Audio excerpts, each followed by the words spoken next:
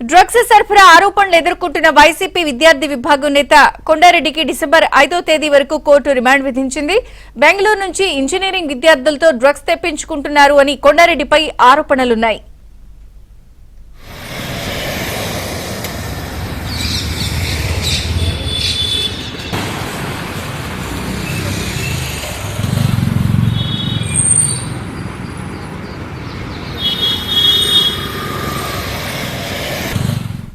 Drugs సరఫరా ఆరోపణలు ఎదుర్కొంటున్న వైసీపీ విద్యార్థి విభాగం నేత కొండారెడ్డికి డిసెంబర్ 5వ తేదీ వరకు కోర్టు రిమాండ్ విధించింది. బెంగళూరు నుంచి ఇంజనీరింగ్ విద్యార్థులతో డ్రగ్స్ తెప్పించుకుంటున్నారు అని కొండారెడ్డిపై ఆరోపణలున్నాయి.